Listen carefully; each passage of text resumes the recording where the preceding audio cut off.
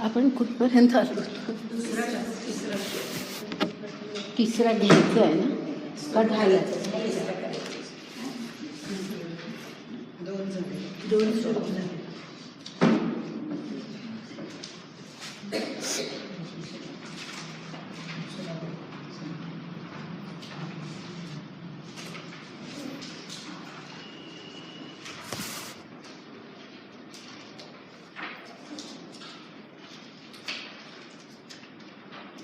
खूप मागे जात नाही आहे, पण जे गेल्या वेळेला समजा नसतील तर एक त्यांना माहिती असावं म्हणून एवढंच सांगते की आपण या ठिकाणी गुण म्हणजे सत्वरजतम हे आपण ते ह्या गुणांचा विचार करतोय आणि तो कशासाठी करतोय ते आपल्याला लक्षात घ्यायला पाहिजे किंवा तो विचार कायम डोक्यामध्ये ठेवायला पाहिजे की जे सुरुवातीला येऊन गेलं इथल्या ओव्यांमध्ये किंवा श्लोकामध्ये की जो परमेश्वराचा अंश अत्यंत शुद्ध असा अंश जीवरूपामध्ये आपल्यामध्ये आलेला आहे, तो असा ह्या जगामध्ये आल्यानंतर त्याच्यामध्ये जी काही सगळी अवनती होते, अधोगती होते, जे काही अपरा प्रकृती ज्याला आपण म्हणतो त्याच्यामध्ये तो गुंततो आणि त्यामुळे त्याचं सगळं मूळ स्वरूप जे असतं शुद्ध स्वरूप ते पूर्णतः जातं आणि अज्ञानामध्ये तो वावरत असतो ह्या जगामध्ये. म्हणजे सर्व स्वतःबद्दलचं अज्ञान, ईश्वराबद्दलचं अज्ञान, विश्वाबद्दलचं अज्ञान, आपल्या संबंधांबद्दलचं अज्ञान, सर्व प्रकारचं असं अज्ञान जे काय असतं त्याच्यामध्ये तो वावरत असतो आणि त्यामुळे त्याच्या एकूण जीवनाला, एकूण त्याच्या वर्तनाला जे काही एक स्वरूप प्राप्त होतं ते कसं निर्माण होतं, ते त्याची ही अवनती कशी होते त्याविषयीचं सगळं विवेचन ह्या अध्यायामध्ये केलेलं आहे. आणि ह्या अध्यायाचा जो शेवट होतो त्या ठिकाणी ज्या गुणांमुळे तो अवनतीला जातो, शुद्ध जीव किंवा शुद्ध जीवात्मा त्याला म्हटलं जातं, तर म्हणजे ईश्वराचं शुद्ध रूप, तो जो अवनतीला जातो ज्या गुणांमुळे, त्या गुणांच्या पलीकडे त्यांनी जावं, गुणातीत व्हावं हे आवश्यक आहे. तरच त्याची जी अवनती झालेली आहे त्या अवनतीपासून तो पुन्हा त्याच्या मूळ स्वरूपाला जाऊ शकेल. तर मग गुणातीत म्हणजे काय किंवा ते कसं होतं हे अध्यायाच्या शेवटी येतं. म्हणजे तसा हा अध्याय लहान आहे, परंतु अध्यायाची एकूण साधारण कल्पना आपल्या मनामध्ये असावी म्हणून हे मी सांगितलं. आता जे आपण पाहतो त्याच्यामध्ये अशा प्रकारे विचार आहे. म्हणजे आत्ता जो दुसरा श्लोक आपण पाहिलेला आहे त्याचा पुन्हा सगळा उल्लेख करत नाही, परंतु त्या ठिकाणी उल्लेख असा आहे की अज्ञानामध्ये वावरल्यामुळे त्याचं जे काही सगळं स्वरूप बदललेलं आहे तो पुन्हा ज्या वेळेला त्याला त्याच्या स्वरूपाचं ज्ञान होतं त्यावेळेला तो पुन्हा ईश्वराशी एकरूप होऊ शकतो, ईश्वराप्रत तो पोचू शकतो. आणि मग ईश्वराप्रत पोचणं ह्याचा मग शेवटी अर्थ असा दिलाय त्या दुसऱ्या श्लोकाच्या अखेरीला, सर्गेपि नोपजायन्ते प्रलये न व्यथन्तीच. म्हणजे सर्ग ह्याचा अर्थ प्रभव असं ज्याला म्हणतात, म्हणजे सृष्टीची निर्मिती जरी सगळी झाली तरी सुद्धा हा जीव पुन्हा म्हणजे जीव म्हणून पुन्हा तो ह्या जगामध्ये येत नाही. म्हणजे सर्ग ह्याचा अर्थ पुन्हा सृष्टीची निर्मिती ज्याला प्रभव म्हणतात आणि सृष्टीच्या अंताला प्रलय असं म्हणतात. तर सर्गेपि न उपजायन्ते म्हणजे तो पुन्हा त्या जीव या स्वरूपामध्ये पुन्हा या जगामध्ये तो येत नाही. ज्या वेळेला ज्ञान होतं त्यावेळेला ज्ञानाचं महत्त्व आहे हे. आणि त्याचप्रमाणे प्रलये न व्यथंतीच, म्हणजे प्रलय काळामध्ये त्याला व्यथा नाही, कारण का तो जन्मलेलाच नाही तर त्याला मरणच नाही. त्यामुळे मग मरणाचं जे दुःख सामान्य माणसाला वाटतं ते त्याला वाटत नाही. तर अशा प्रकारे हा दुसरा आपण श्लोक पाहिला. आता मी ओव्या काही जात नाही, पण ओव्यांमध्ये पुन्हा शिरत नाही, पण हा भाग इथपर्यंत आपण आलो आहे. म्हणजे ज्ञान आणि अज्ञान ह्याच्यात केलेला जो फरक आहे तो अज्ञानाची जी स्थिती आहे ती ज्याला आपण मर्त्य आपलं जीवन म्हणतो, मर्त्य जीवन, की आपल्याला ह्या युगानयुग आपण ह्या मर्त्य जीवनातच आहोत. तर ह्या मर्त्य जीवनाकडून अमृतत्वाकडे जे जायचं, आपल्याला किती प्राचीन काळी हे ऋषींनी सांगितलेले आहे की तमसोमा ज्योतिर्गमय असतोमा सद्गमय मृत्युर्मा अमृतम गमय. तर मृत्यू ह्याचा अर्थ शरीर, म्हणजे मृत्यूच होऊ नये असं नाही, शरीराचा मृत्यू होऊ नये असं नाही, पण हे मर्त्य जीवन आहे. ह्या मर्त्य जीवनामध्ये जी आपली सगळी अधोगती झालेली आहे त्या अधोगतीपासून आपण पुन्हा उच्च स्थितीला जायचं, म्हणजे अमृतत्वाकडे. अमृतत्व ह्याचा अर्थच जिथे जन्म आणि मरण हे नाहीच, जन्म मरणातीत अवस्था ते अमृतत्व. म्हणजे जसा ईश्वर आहे, ईश्वर कसा आहे तर तो अमृतत्व आहे, ते अमरत्व आहे, ते का त्याला काही नाशही नाही, त्याचं पुन्हा कधी जन्मही नाही. म्हणजे तो त्याला अज म्हणतात, अजन्मा आहे तो, आणि अव्यय आहे म्हणजे अविनाशी आहे. असा तो जो परमेश्वर, त्या स्वरूपापर्यंत आपण पोचू शकतो. म्हणजे मर्त्य शरीराकडून ह्याच्याकडे अमृतत्वाकडे जाणं हे अज्ञानापासून ज्ञानाकडे आपण जर गेलो तर ही प्रगती होते. तर ज्ञानाचं महत्त्व हे अशा प्रकारे ह्या ठिकाणी सांगितलेलं आहे. आता पुढे जाऊया आपण, आणि पुढे तिसरा श्लोक आपण पाहतो. तिसरा श्लोक पाहतो. हे सगळे ज्याला म्हणजे गीतेमधले प्रमुख जे 3 मार्ग आहेत किंवा 3 योग आहेत, कर्मयोग, भक्तियोग आणि ज्ञानयोग, त्यापैकी ज्ञानयोग आपण पाहतो. हे मनामध्ये स्पष्ट असू दे, आपण ज्ञानयोगाचा अभ्यास करतो आणि त्या ज्ञानयोगामध्ये ज्ञानाचं जे महत्त्व सांगितलं आहे ते अशा प्रकारे, या अज्ञानाकडून ज्ञानाकडे जाणं म्हणजेच मर्त्य जीवनाकडून मृत्यू ह्या अमरत्वाकडे जाणं. आता पुढे आपण तिसरा हे पाहतोय. आता या ठिकाणी या तिसऱ्या ह्याच्यामध्ये आधीच कल्पना देऊन ठेवते की हा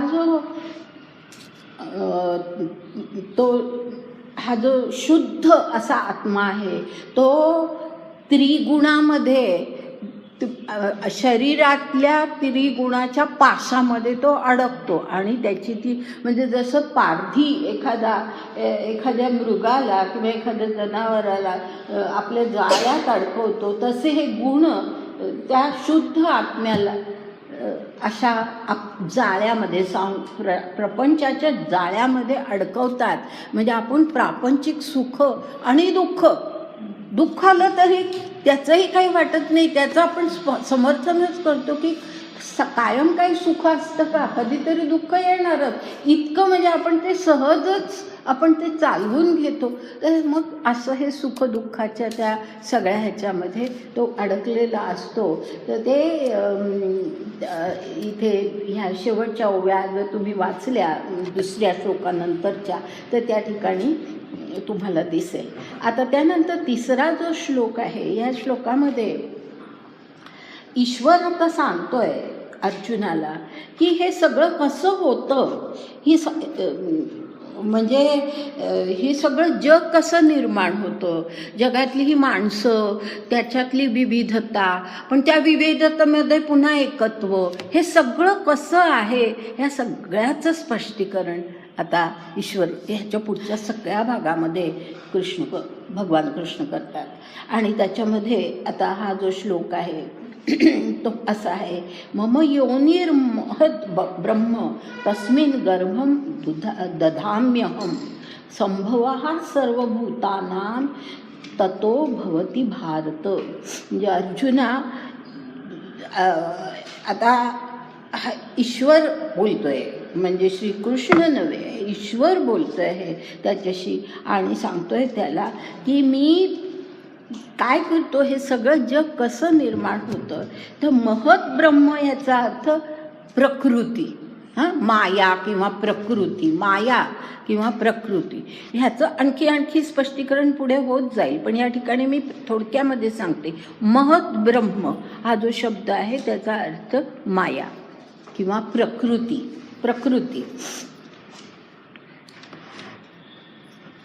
महत् ब्रह्म म्हणजे प्रकृती.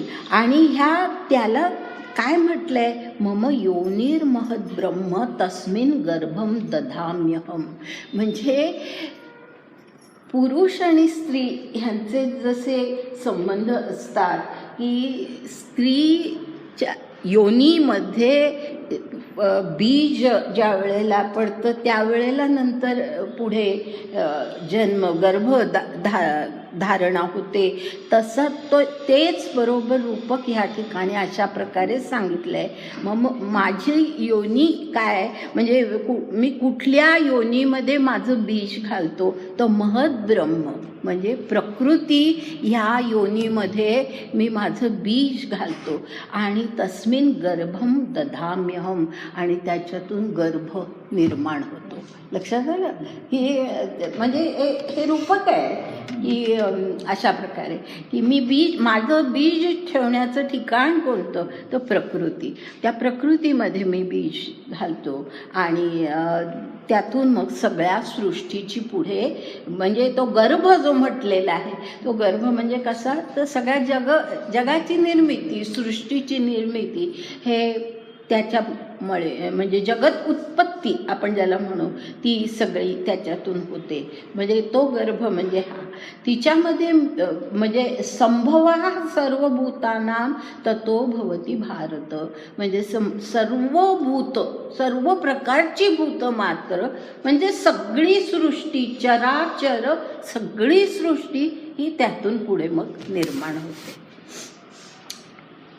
म्हणजे प्रकृती आणि हा ईश्वर परमेश्वर यांचं संबंध दाखवलेला आहे की बीज ते म्हणजे आणि प्रकृती ते जन्माला घालते, गर्भ धारण करते. आता ओव्या पाहूया आपण.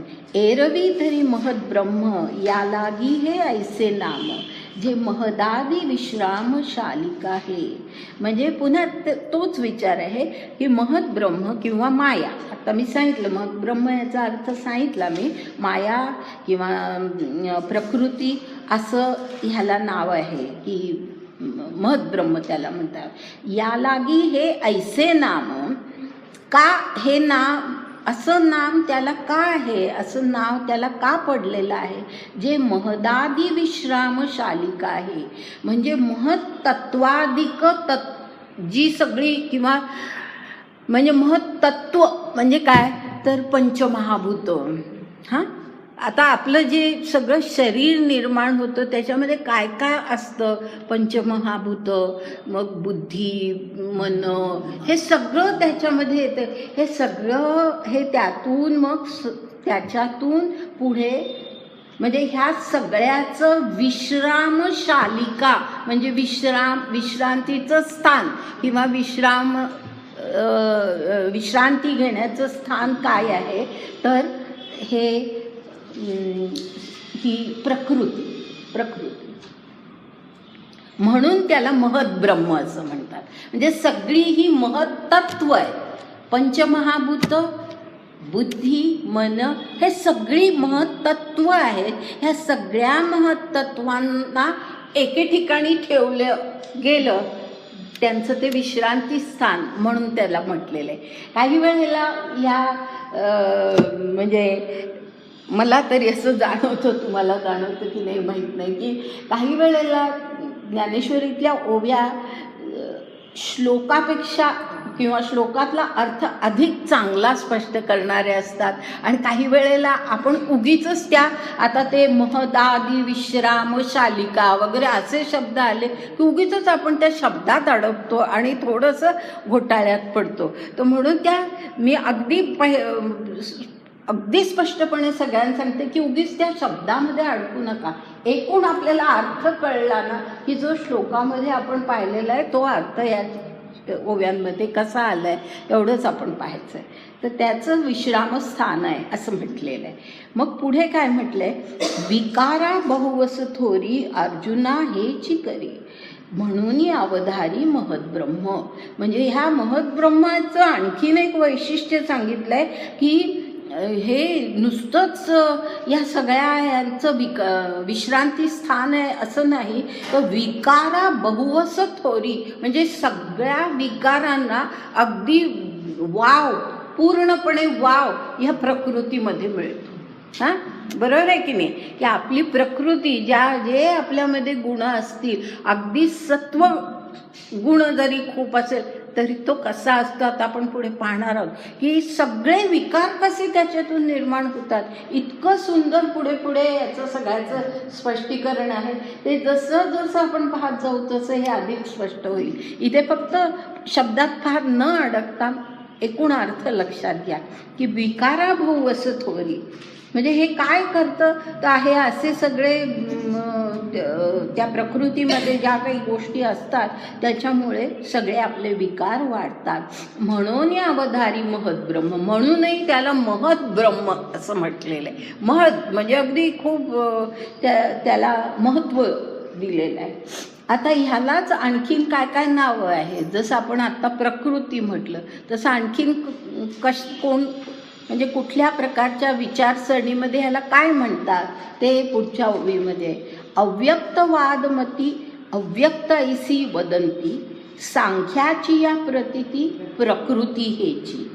हां, वेदांती ये ते माया ऐसे म्हणजे प्राज्ञ राया असो किती बोलो वाया अज्ञान हे.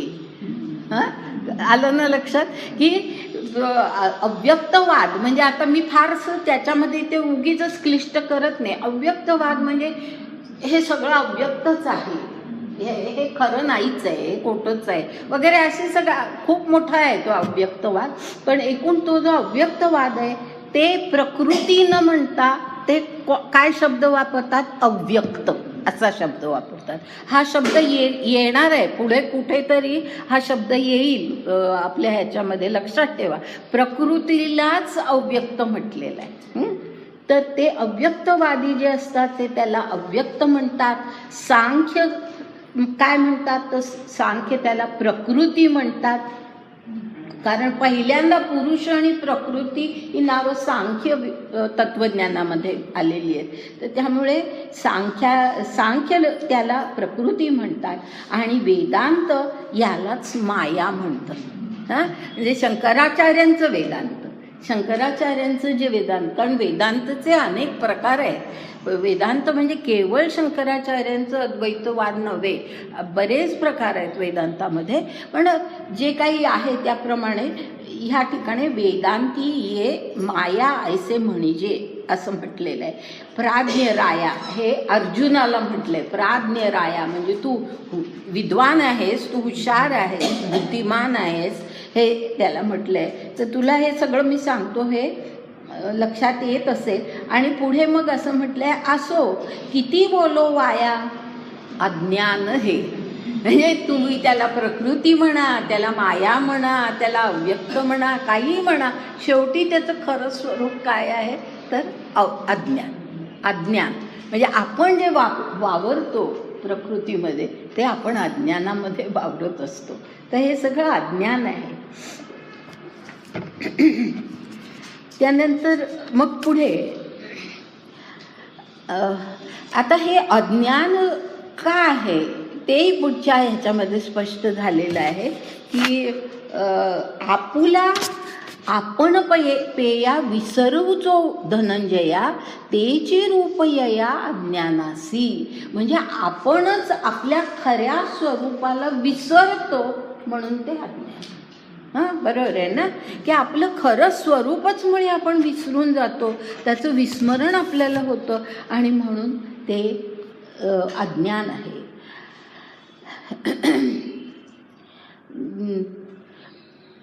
आणिकही एक असे, म्हणजे त्याचं आणखीन वैशिष्ट्य एक सांगितलं, आणिकही एक असे जे विचारावेळे न दिसे वाती पाहता जैसे अंधारे का. म्हणजे जर समजा आपण अंधार बघायला गेलो आणि हातामध्ये दिवा घेतला तर आपल्याला अंधार दिसणारच नाही, बरोबर आहे ना. आपल्या हातामध्ये दिवा असेल तर आपल्याला अंधार दिसणार नाही.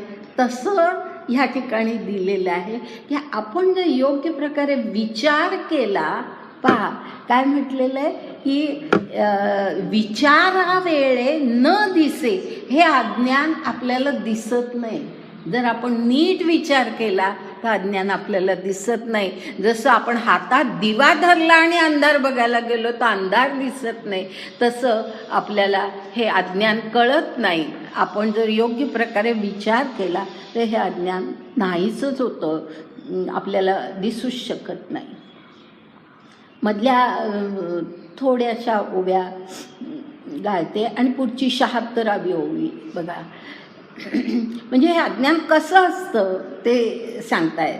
तर पहिलं खांब का पुरखू ऐसा निश्चयो नाही एकू परी काय नेणो अलोकू दिसत असे. म्हणजे दुरून पाहताना, म्हणजे अज्ञान कसं असतं तर दुरून पाहताना ह्या समोर दिसणारा खांब आहे का पुरुष आहे. हां, अगदी आपण दुरून पाहतो त्यावेळेला आपल्याला निश्चित कळत नाही की काय आहे, खांब आहे का पुरुष आहे, हे माणूस आहे, हे आपल्याला कळत नाही. तर तसं आहे, ऐसा निश्चयो नाही एकू. म्हणजे हे अज्ञान असं आहे की आपल्याला काहीच नीट कळत नाही, निश्चितपणे आपल्याला काही कळत नाही. परी काय नेणो अलोकू दिसत असे. म्हणजे विपरीतही काही कळत नाही. म्हणजे खरं बरोबर आहे ते तर कळतच नाही, पण विपरीत की बाबा नाही नाही हां, म्हणजे आता समजा दोरी आणि साप, ह्याच्यामध्ये दोरी असेल तर नाही तो सापच आहे असं आपल्याला वाटतं, ते विपरीत ज्ञान असतं, बरोबर आहे. पण हे अज्ञान असं असतं की ह्या अज्ञानामध्ये धड विपरीतही काही कळत नाही, म्हणजे काहीच कळत नाही. धड सत्य ज्ञानही कळत नाही आणि विपरीत ज्ञानही कळत नाही. असं इतकं अज्ञान, म्हणजे आपल्याला काहीच स्पष्टपणे सांगता येत नाही. तेवी वस्तू जैसी असे तैसी कीर न दिसे परी काही अनारिसे देखी जेना. अनारिसे म्हणजे तेच मी आता जे सांगितलं ना, विपरीत. हे अनारिसे म्हणजे विपरीत. जशी वस्तू आहे तशी तर ती दिसत नाही. म्हणजे काय की अज्ञानामुळे आपल्याला आपलं स्वरूप कळत नाही, ईश्वराचं स्वरूप कळत नाही, विश्वाचं स्वरूप कळत नाही, कशाचं स्वरूप कळत नाही. म्हणजे वस्तू जशी आहे तशी तर आपल्याला मुळीच ती दिसत नाही. खरोखरच म्हणजे कीर ह्याचा अर्थ खरोखर, की ती खरोखरच आपल्याला तशी दिसत नाही जशी असते तशी. परी काही अनारिसे देखी जेना. म्हणजे काही विपरीतही आपल्याला दिसत नाही.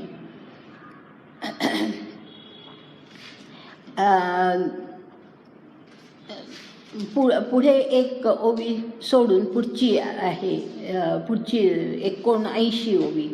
ऐसी कोणी एकी दशा तिये वादू अज्ञान ऐसा तया गुंडळिया प्रकाशा आथी. म्हणजे ही अशी काही एक दशा, अशी काही एक अवस्था असते, अज्ञानाची ही अशी काही एक अवस्था असते. तिये वादू अज्ञान ऐसा. म्हणजे तिला त्या दशेला अज्ञान असं म्हणतात. की ती दशा कशी असते की तया गुंडळिया प्रकाशा आथी. म्हणजे तिने प्रकाशाला अज्ञानाने गुंडाळून टाकले. प्रकाश आहे खरं म्हणजे, पण अज्ञानाच्या अंधकाराने तो गुंडाळला गेलेला आहे. प्रकाश आहे पण तो गुंडाळला गेलेला आहे.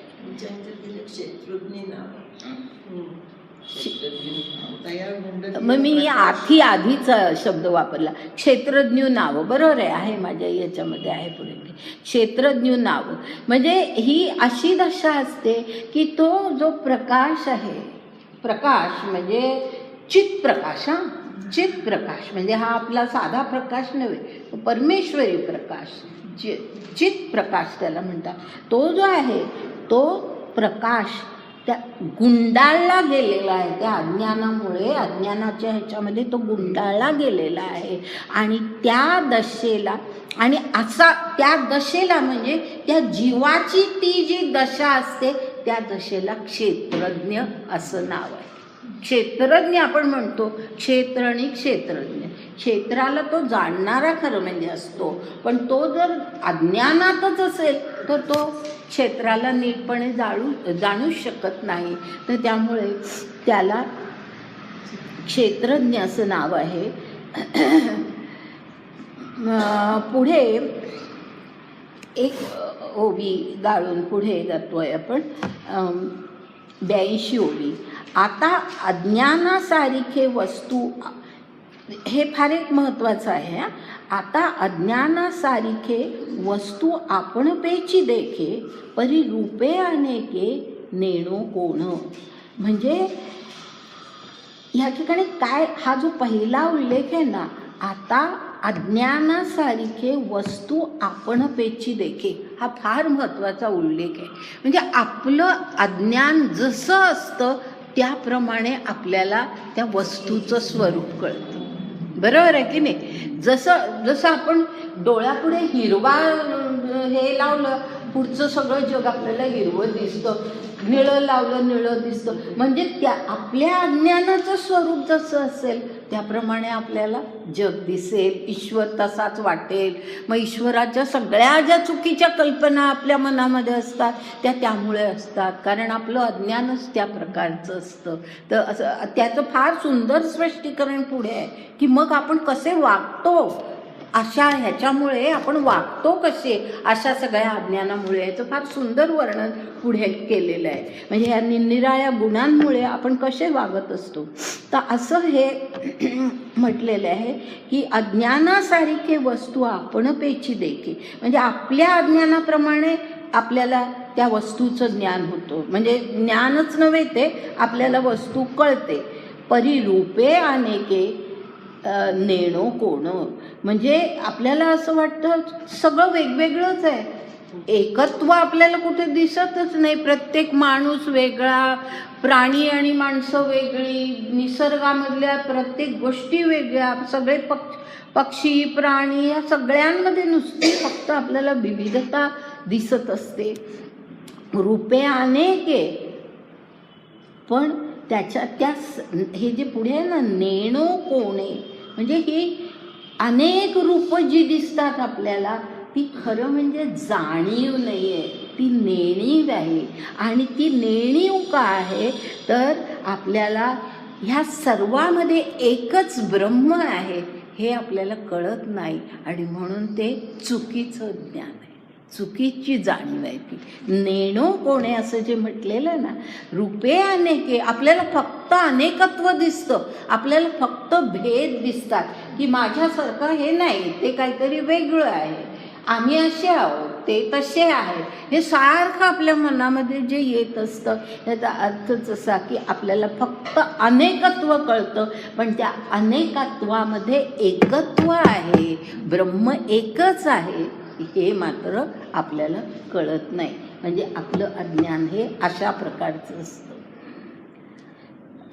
जैसा रंकू भ्रमला म्हणे जा रे मी रावो झाला आला, का मूर्छितू गेला स्वर्ग लोका.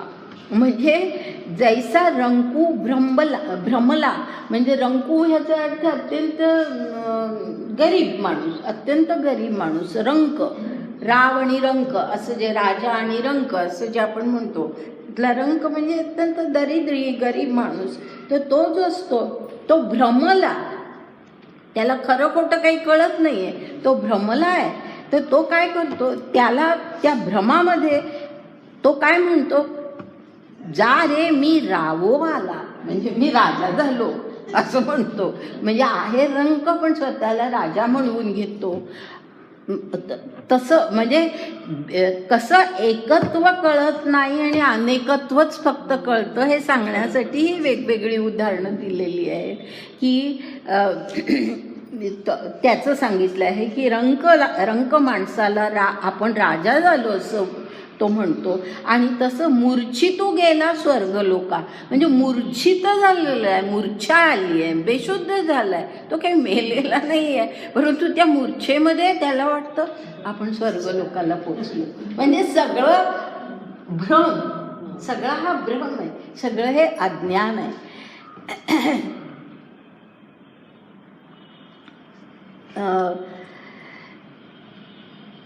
पुढे 85वी, जैसे का स्वप्न मोहा तो एकाकी देखीजे बहुवा, तोची पाडू आत्मया स्मरणे विण. म्हणजे स्वप्नामध्ये माणसाला आपण स्वतःच वेगवेगळ्या रूपामध्ये आपण पाहतो. आपण वेगळ्या म्हणजे आपल्या लक्षात घ्या, आपल्याला कित्येक वेळा असं स्वप्न पडतं की आपण अगदी लहानपणी आपण असलेलं ते लहानपण आपल्याला दिसत असतं. म्हणजे आपण अगदी लहान आहोत, आता आपलं एवढं वय झालंय वगैरे हे काही कळत नाही आपल्याला. तसंच आपण वेगवेगळ्या रूपामध्ये, जसं त्या राजाला रंक झाला किंवा रंकाला राजा झाल्याचं वाटतं, तसं स्वप्नामध्ये सामान्य माणसाला सुद्धा वेगवेगळ्या रूपामध्ये स्वतःला पाहत असतो सामान्य माणूस. तर तसं हे आहे, जैसे का स्वप्न मोहा तो एकाकी बरोबर आहे ना, तो एकाकी देखीजे बहुवा, म्हणजे तो स्वतःला एकटाच आहे पण तो वेगवेगळ्या स्थितीमध्ये बहुवा म्हणजे वेगवेगळ्या स्थितीमध्ये पाहतो. तोची पाडू आत्मया स्मरणे विण असे. म्हणजे त्याचप्रमाणे आत्म्याला स्वतःच्या स्वरूपाचं विस्मरण झालं. आपलं काय स्वरूप आहे हे खरं ह्याचं ज्या वेळेला विस्मरण होतं त्यावेळेला त्याची तशीच स्थिती होते की त्याला फक्त भेद कळतात, त्याला एकत्व कळत नाही, त्याला काहीच कशाचंच आपलं स्वतःचंही खरं स्वरूप त्याला कळतच नाही.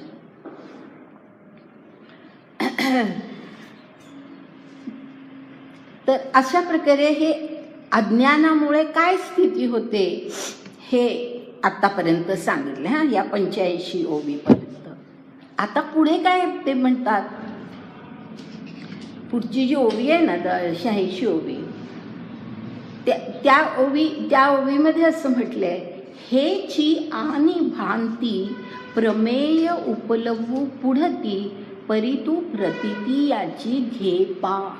ह्याचा अर्थ हाच जो विचार मी तुला आत्ता सांगतोय की चुकीचं कसं आपल्याला सगळं दिसतं, अज्ञान आपलं कसं असतं, हे जे मी तुला सगळं सांगतोय हे अज्ञानाच्याच बाबतीमध्ये मी तुला आणखीन आता एक गोष्ट सांगतो, किंवा हाच विचार हेच प्रमेय म्हणजे हाच विचार मी तुला आणखी एका प्रकारे समजावून सांगतो.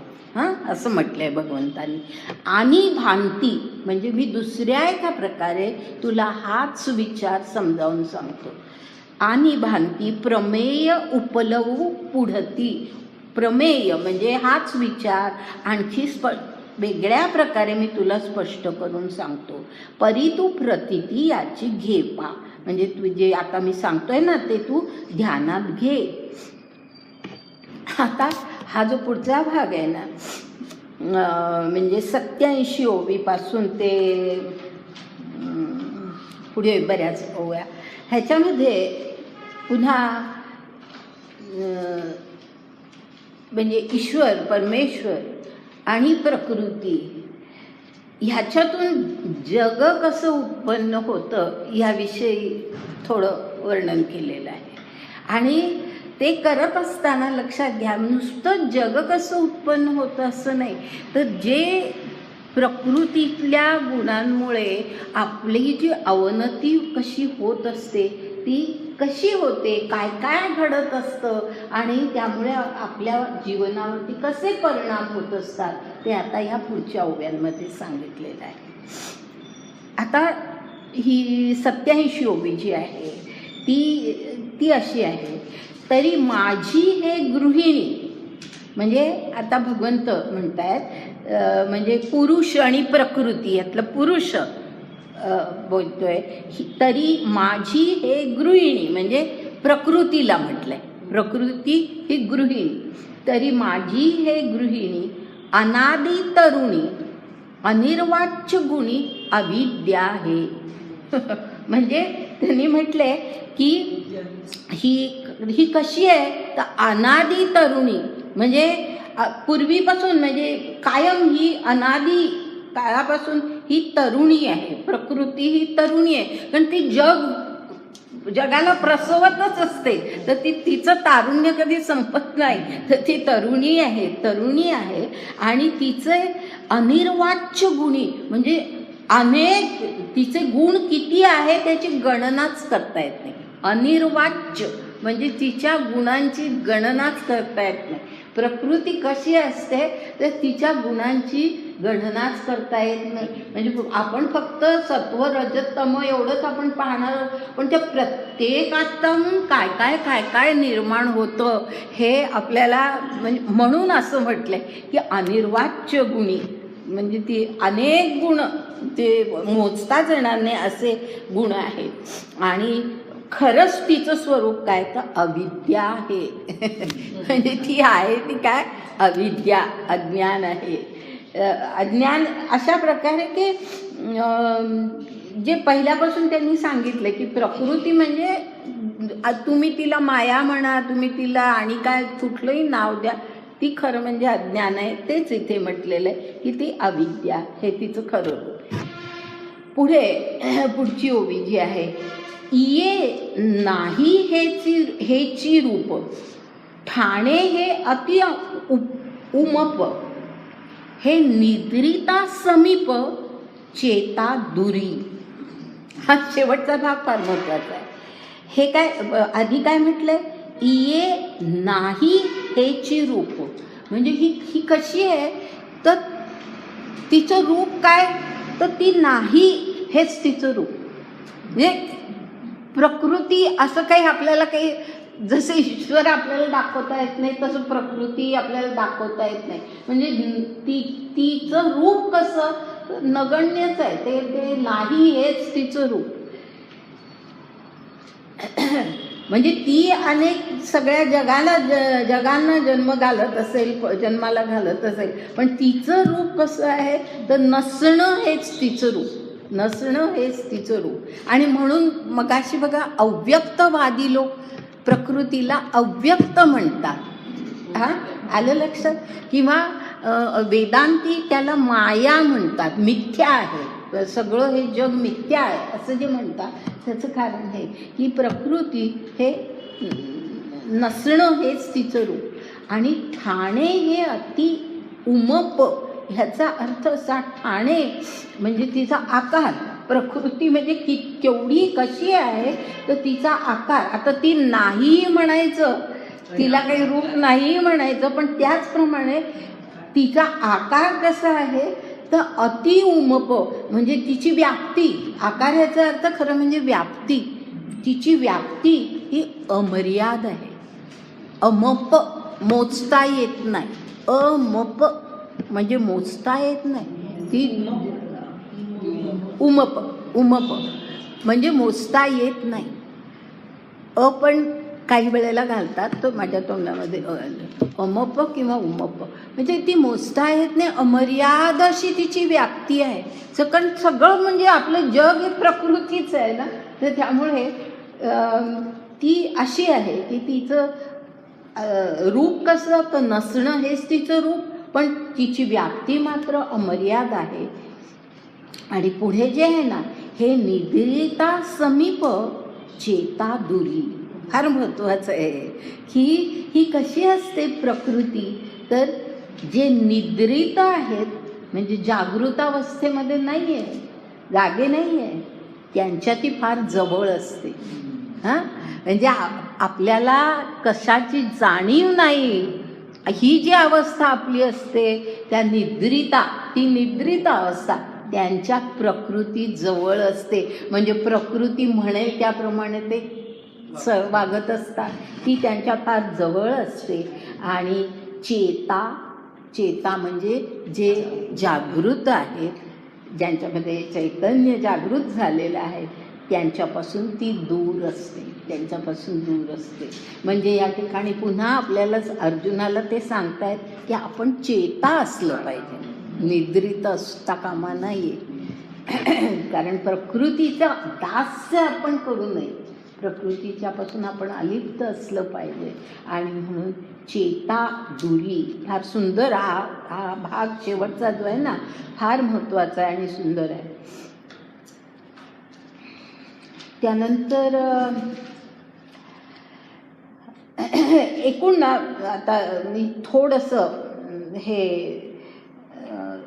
जरा खूप, कारण त्याच्यामध्ये शब्दांचे हे आहे, तर म्हणून मी थोडंसं ते सोपं करण्यासाठी अशा प्रकारे करते की एकूण ही प्रकृती आणि पुरुष ह्यांचं हे कसं आहे.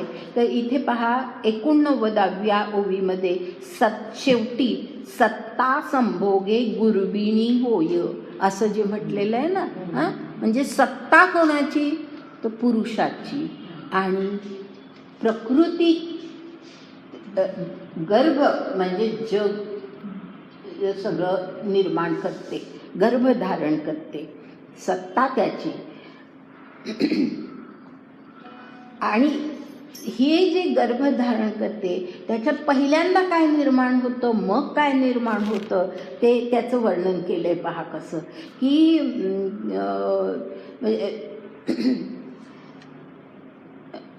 ह्या 91 ओवी बघा,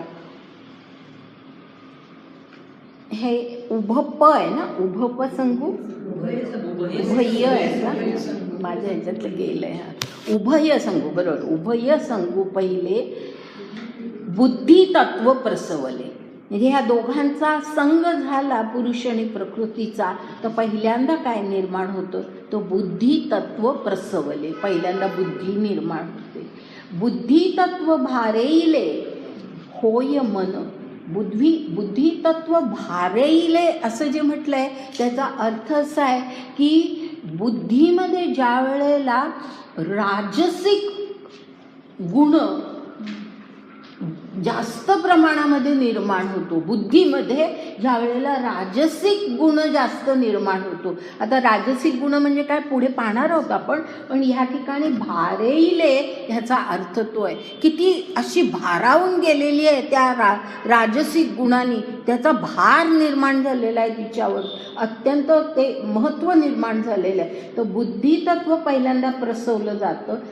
बुद्धितत्व भारेईले म्हणजे ते राजसिक गुणांनी ते व्यापलं गेलं पूर्णतः की मग काय होतं, होय मन, त्यातून मन निर्माण होतं. कारण आपलं मन कसं असतं की मनाला हे हवंय ते हवंय, म्हणून तो राजसिक गुण, असं जे मी सांगितलं ते त्याच्यासाठी की हे हवं आहे, मग ते मिळवण्यासाठी वाटेल ते करायला माणूस तयार होतो. ते असं ते भारेईले असा जो शब्द आहे ना त्याचा अर्थ तो आहे. म्हणून राजसिक गुणाचा त्या ठिकाणी संबंध आहे. जरी तिथे स्पष्टपणे दिलेलं नसलं तरीसुद्धा हा अर्थ त्या ठिकाणी की मन आपलं जे असतं की जिथे तिथे धावत असतं आपलं मन, हे हवं ते हवं असं आपल्याला जगामध्ये वाटत असतं. ते तो आणि त्याच्यासाठी मग आपण काही चांगल्या वाईट प्रकारे का होईना पण आपण प्रयत्न करतो. आपण अप्रामाणिकपणाने सुद्धा ते मिळवण्याचा प्रयत्न करतो, पण प्रयत्न करतो. तो राजसिक गुण असतो.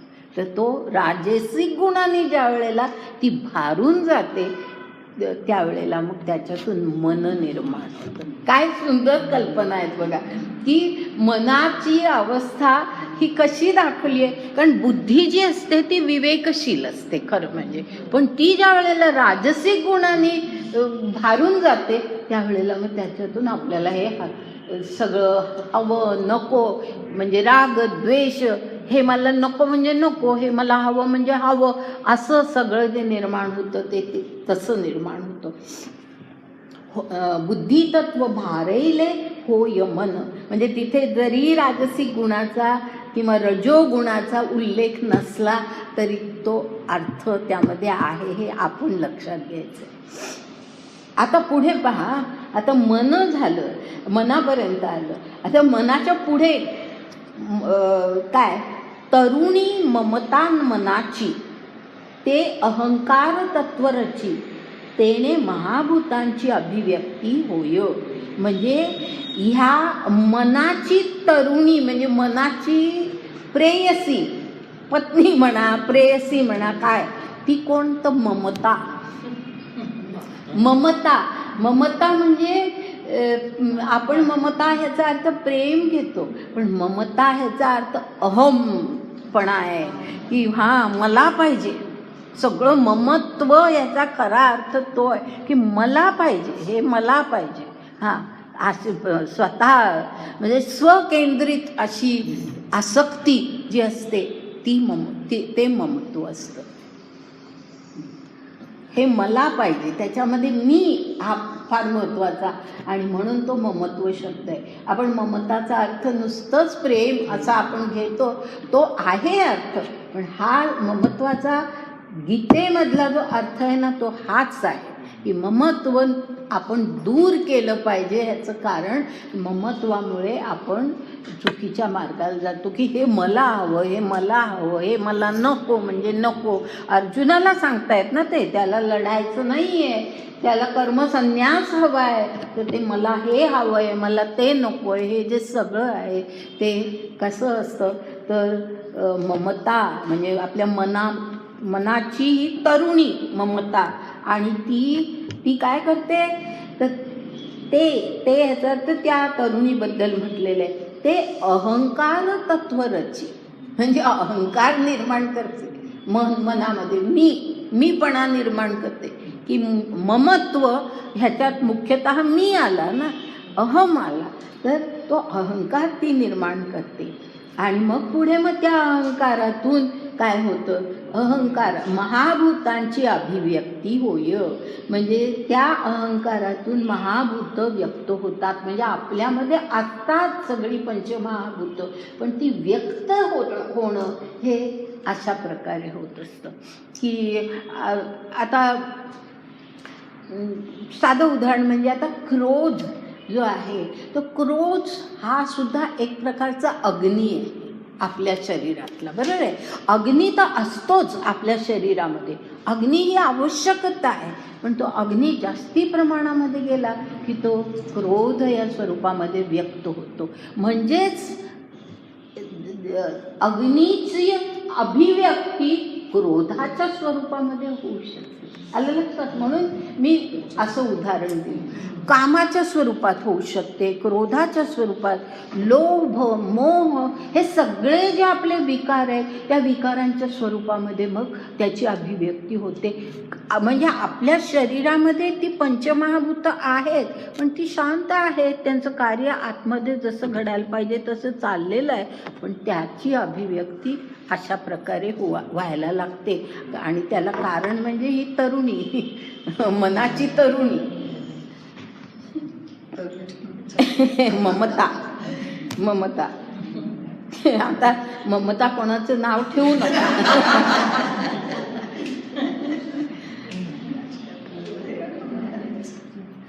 आता पुढे दिले, आणि विषयेंद्रिया गोसी स्वभावे तव भूतांसी म्हणून येती सारीसी तियेची रूपा. म्हणजे मग ही पंचमहाभूत व्यक्त व्हायला लागली की मग त्याच्याबरोबर आणखीन काय व्यक्त होतं तर इंद्रिय आणि इंद्रियांचे विषय. विषयेंद्रिया म्हटले ना, इंद्रिय आणि इंद्रियांचे विषय म्हणजे आपलं शरीर कसं हळूहळू कसं हे होतं त्याच्यामध्ये, तर ते दिलेलं आहे. हां, विषयेंद्रिया गोसी म्हणजे गोसी याचा अर्थ जन्मास घालणं. गोसी याचा अर्थ जन्मास घालणं किंवा जन्मास येतात. विषय आणि इंद्रिय हे सुद्धा जन्माला येतात. आणि मग पुढे म्हटलंय स्वभावे तव भूतांसी म्हणून येती सरसी तियेही रूपा. म्हणजे त्या भूतांचे ते स्वभावच होऊन जातात.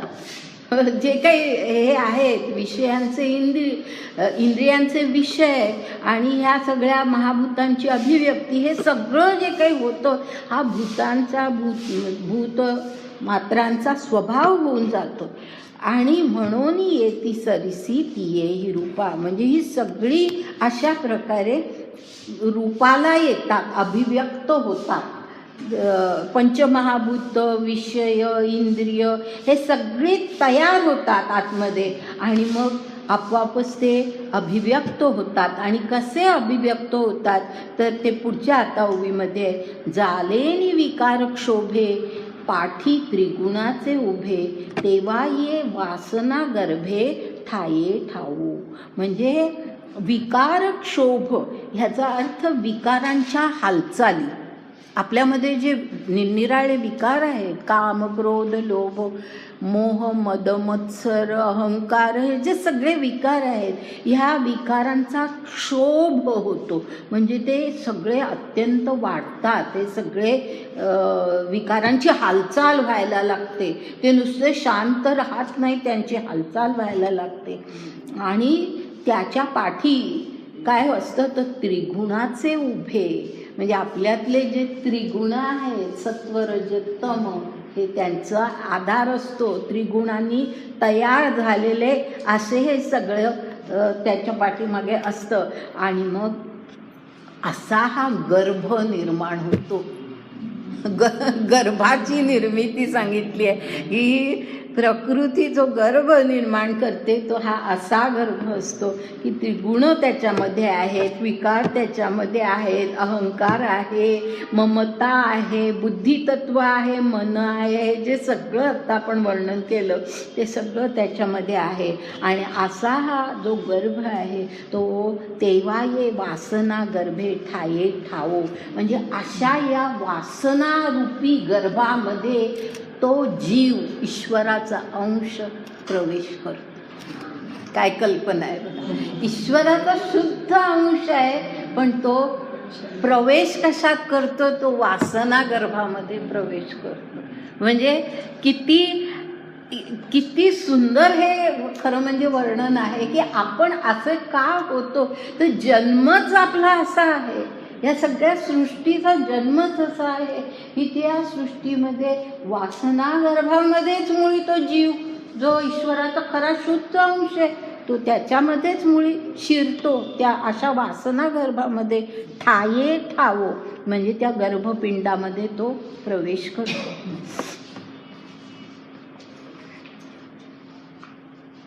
आता पुढची ओवी आहे ना ती अशी आहे रुखाचा आवाका जैसी बीज कणिका जीवी बांधे उदका भेटत खेवो. म्हणजे रुख म्हणजे वृक्ष कसा असतो, वृक्ष कसा निर्माण होतो तर बीज कणिका ज्या वेळेला उदक म्हणजे पाण्याशी बीज कणिकेचा संबंध येतो. पाणी आणि बीज ज्या वेळेला एकत्र होतं त्यावेळेला वृक्षाची निर्मिती होते. म्हणजे अंकुर फुटतो त्याच्यातून पुढे वृक्ष निर्माण होतो. तैसी म्हणजे ती उपमा देऊन पुढे असं म्हटलंय तैसी माझे निसंगे अविद्या नाना जगे आरे घेवो लागे आणि याची. म्हणजे माझे निसंगे म्हणजे पुरुष हा म्हणतोय, ईश्वर म्हणतोय की माझा संग तिला लाभतो.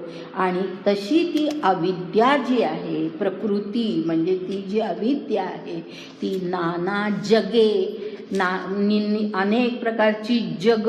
कारण पहा ह्या ठिकाणी सुद्धा ना एक मोठी सायंटिफिक ही आयडिया आहे. नाना जग किती 13व्या शतकामध्ये ज्ञानेश्वर लिहित आहेत हे की नाना जग. आज सायंटिस्ट शोधून काढतायत की अनेक सूर्यमालिका आहेत, अनेक आकाश काय आकाशगंगा आहे, अनेक प्रकारची निरनिराळ्या ठिकाणी जगांची कल्पना ही आज यायला लागलेली आहे सायन्समध्ये. आणि ह्यांनी केव्हा नाना जगे असं म्हटलेलं आहे. विविध जगं ही अशी ती निर्माण करते. आणि आरे गेवो लागे याचा अर्थ की त्या अविद्येला कोंब फुटतात. आरे लागो गेवो लागे म्हणजे तिला कोंब फुटतात, अविद्येला कोंब फुटतात आणि मग सगळी अनेक प्रकारची जगं निर्माण होतात. अर्थात आपल्याकडे तर 14 पातळ्यांच्या कल्पना आहे. 7 पातळ्यावरती 7 खाली, ते तर आपल्याकडे फार पूर्वीपासून आहे. आणि त्यामुळे ती पण जगच ना, वेगवेगळ्या लेवल्स आहेत, वेगवेगळ्या पातळ्या आहेत त्या. तर त्यामुळे ते ही नाना जगं ही अशा प्रकारे निर्माण होतात. म्हणजे एक तो गर्भगोळा कसा निर्माण होतो आणि मग तो त्याच्यामध्ये त्याचं पुढे काय काय होतं ते दिले. आणि मग आता पुढची ओवी घेतोय आपण 98 ओवी मधली एक गाळली आहे. 98 ओवी. पै मणिज स्वेदज उद्भिज जारज उमटती सहज अवेव हे. म्हणजे मणिज म्हणजे अंडज, अंड्यातून जन्मणारे. मणिज म्हणजे अंडज. स्वेदज म्हणजे स्वेद घामातून, उष्णता, घाम, बाष्प यातून निर्माण होणारे. उद्भिज म्हणजे जमिनीतून कोंब फुटून वरती येऊन निर्माण होणारे. उद्भिज म्हणजे सगळ्या प्रकारच्या वनस्पती. आणि जारज म्हणजे आपण माणसं. जारज ह्याचा खरा अर्थ असा की ज्याला आपण काय म्हणतो, नाही, नॉट मॅमल्स, नाळ किंवा वार म्हणतो ना आपण, वार म्हणतो ना. हां, तर जन्मापर्यंत त्या वारेशी ते मूल जोडलेलं असतं आणि जन्मतं त्यानंतर मग त्या वारेपासून ते मुक्त होतं. असे जे असतात ते जारज.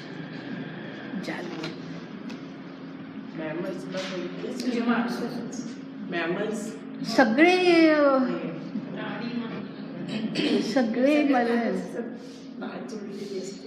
सगळ्याच मॅमल्स.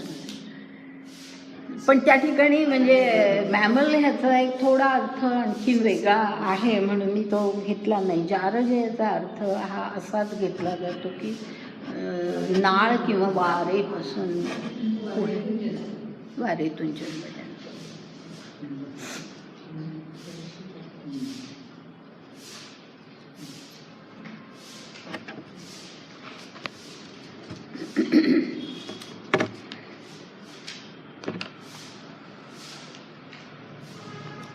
हे अवेवू म्हटले म्हणजे हे अवयव उत्पन्न होतात. असं अवयव म्हणजे काय, हे निरनिराळे प्राणी, निरनिराळे हे म्हणजे अवयव, एकाच ह्याचे वेगवेगळे अवयव अशी कल्पना आहे. त्यानंतर पुढे जाऊया आपण. पुढे ह्याच्यातून थोडीशी आणखी हे दिली ह्या निरनिराळ्या ह्याच्यामध्ये. हे जे जारज वगैरे सगळे हे जे 4 प्रकारचे हे आहेत त्याच्यामध्ये कोणते गुण असतात आणि काय कशा प्रकारे त्यांची निर्मिती होते ते त्या पुढच्या ओवीमध्ये आहे आणि म्हणून ती मी घेते 100वी. पोटी सुनी तमरजे आगळिका तोय तेजे उठिता निफजे स्वेदजुमा. हां, म्हणजे नाही, त्याच्या आधी गेली काय, हां आधी एक ओवी गेली नाही, ती पण घ्यायला पाहिजे. पहिली जी 99 ओवी जी आहे ना ती आधी घेते. व्योम वायू वशे वाढलेनी गर्भरसे मणिजू उससे अवेवू हा अवेवू तो.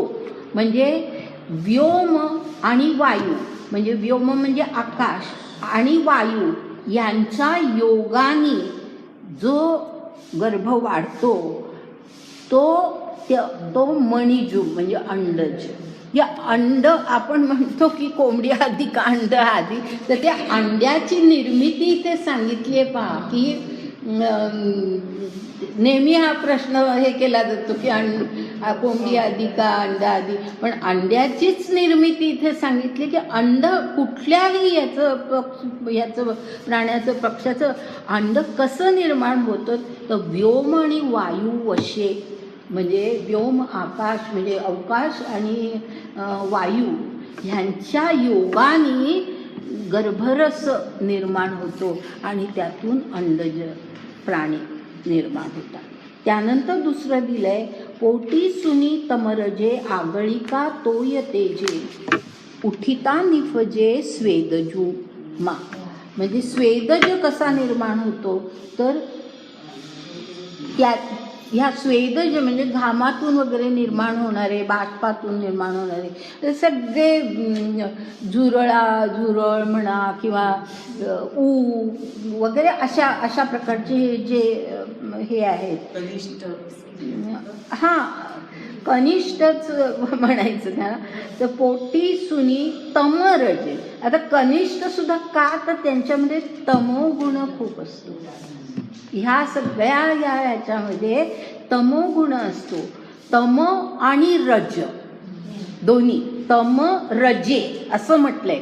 तम आणि रज दोन्ही असतं. ते काही नुसते पडून राहत नाही, बराबर आपल्यापेक्षा बराबर हालचाल करणारे असतात. तर तम रजे, तर ह्या त्यांच्यामध्ये तम आणि रज हे गुण पोटात घेऊनच हे जन्मतात. आणि कसे जन्मतात, तर तोय आणि तेज म्हणजे पाणी आणि तेज म्हणजे नुसतं प्रकाश नव्हे, उष्णता आणि पाणी हे ज्या वेळेला त्याच्या म्हणजे ते एकत्र आल्यामुळे, त्यांचा योग झाल्यामुळे हे स्वेदज निर्माण होतात. तोय पाणी आणि उष्णता. म्हणून खूप बाष्प असेल बाथरूममध्ये वगैरे आपल्याला झुरळ दिसतात किंवा उन्हाळ्यामध्ये झुरळ जास्ती दिसतात. त्याचं कारण ते की ते हे उष्णता आणि पाणी हे दोन्ही त्यांना लागत असतं. त्यांची निर्मिती त्यातून होते. किती म्हणजे आपल्याला पहा एवढं हे आपल्याला माहितीच नसतं हे निरनिराळे प्राणी निर्माण कसे होतात. त्यानंतर पुढे दिले, आप पृथ्वी उत्कटे आणि तमो मात्रे निकृष्टे स्थावरू उमटे उद्भिजू. हा म्हणजे आप आणि पृथ्वी, हा वनस्पती, आप आणि पृथ्वी पाणी आणि जमीन, पाणी आणि जमीन हे दोन्ही लागतं त्याला, त्यांचा योग व्हायला लागतो. आणि त्याला म्हटलंय तमो मात्रे, हा त्याच्यामध्ये तमोगुण असतो असं म्हटलंय वनस्पतींमध्ये. ह्याचं मुख्य कारण म्हणजे त्या एका ठिकाणी स्थिर असतात. पण तमोगुणाचं फार महत्वाचं लक्षण म्हणजे आळस, हालचाल न करण्याची ज्याच्यामध्ये हे असते तो तमोगुणी माणूस असतो. तर ह्यानं, नाहीतर हे तमोगुण म्हणण्याचं कारण काय, वनस्पतींमध्ये तमोगुण आहे असं म्हणण्याला दुसरं काहीच कारण नाही. हेच कारण आहे की एका जागी आपले आहेत तिथेच असतात स्थिर.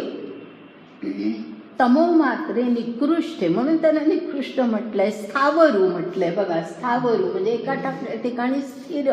उमटे उद्भिजू, हा म्हणजे ह्या वनस्पती सगळ्या.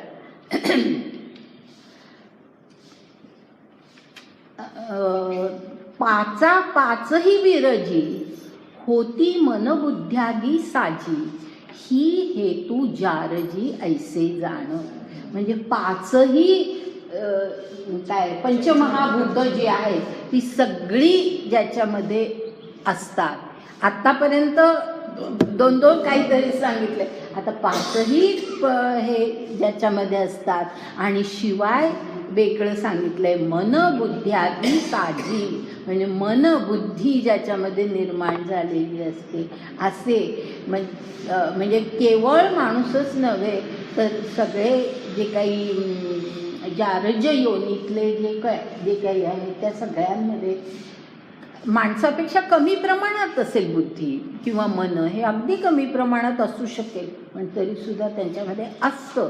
आणि ह्याच्यावरती खूप संशोधन झालेलं आहे की ह्याच्यामध्ये प्राण्यांमध्ये कशा वेगवेगळ्या प्रकारे हे मन आणि बुद्धीचं हे आविष्कार दिसू शकतो हे वैज्ञानिकांनी शोधलेलं आहे. तर अशा प्रकारे ह्यांची ह्या योनींची निर्मिती कशी होते ते सांगितलं आहे. आता त्यानंतर आपण जरा मधल्या काही थोड्या ओव्या गाळून पुढे जातोय. पुढे 110वी ओवी. 110वी ओवी. हे एकलोते चराचर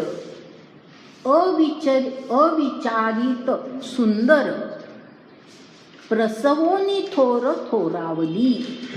म्हणजे असं हे चराचर असलेलं, चर पण आहे त्याच्यात अचर पण आहे, असं एकलवते असं हे एकुलतं एक बाळ या हिनी माया किंवा ह्या प्रकृतीने प्रसवलं आहे. हां, एकलवते चराचर. पुढे आहे बघा, प्रसवोनी म्हटले ना, प्रसवोनी थोर, तर तो आधी घेऊया आपण शब्द प्रसवोनी. म्हणजे या बाळाला तिने जन्म दिलेला आहे, अशा प्रकारच्या बाळाला ती प्रसवली आहे.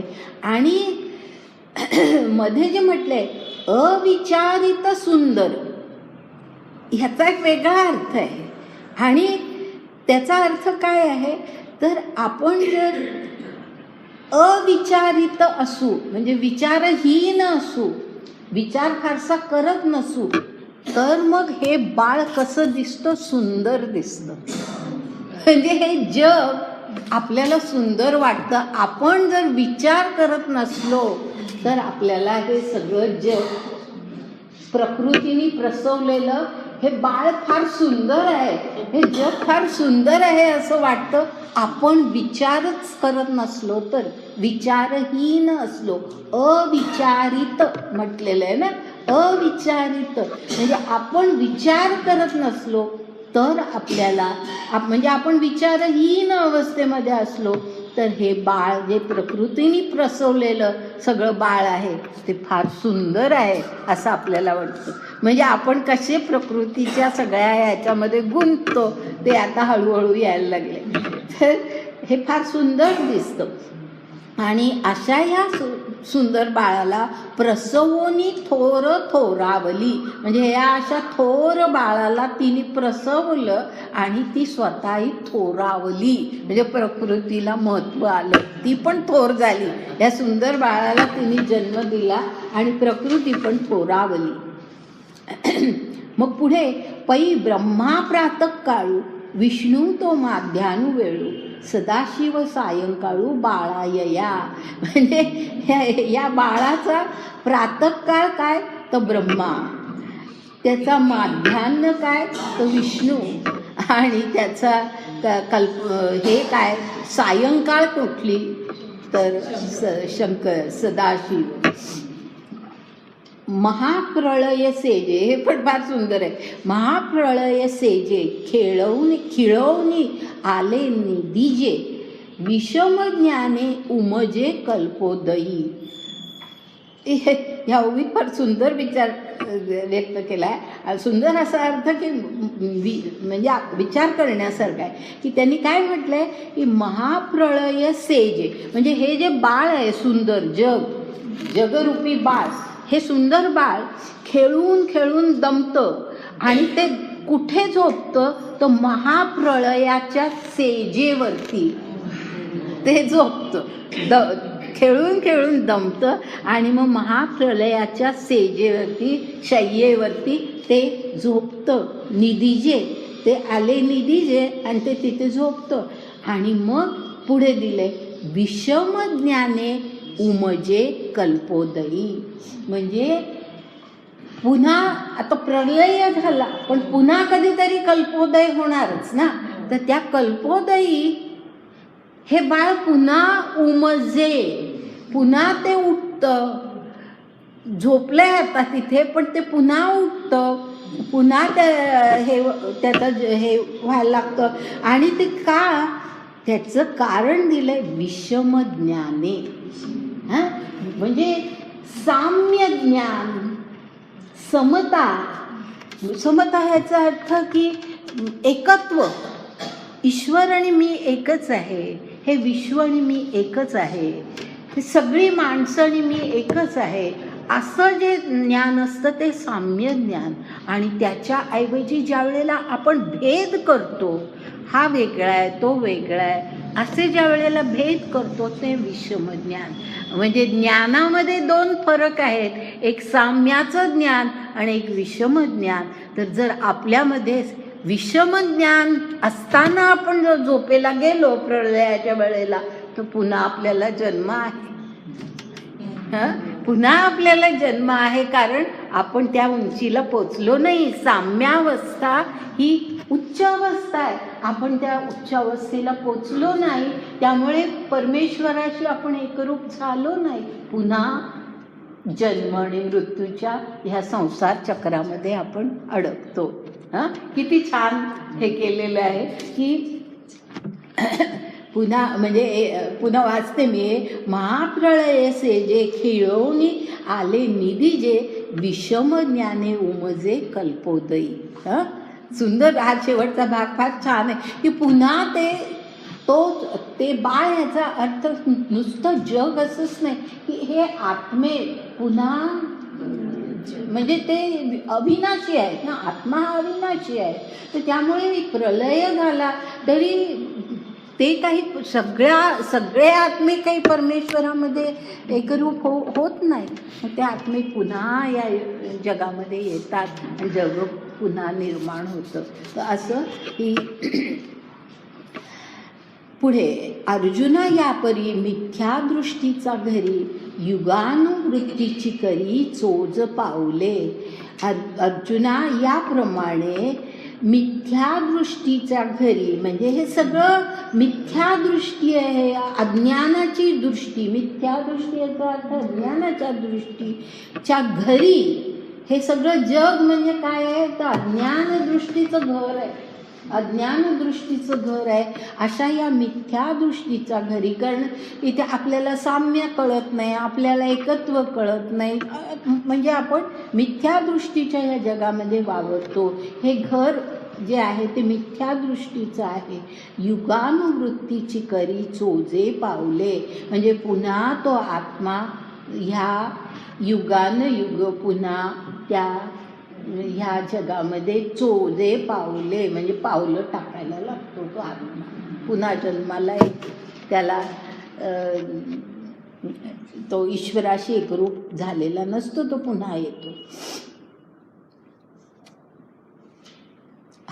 आणि हा मग पुन्हा तो जो असा हा जो आत्मा आहे तो कसा आहे, तर संकल्पू याचा इष्टू अहंकारू विनटू ऐसिया होय तो शेवटू ज्ञानेयया.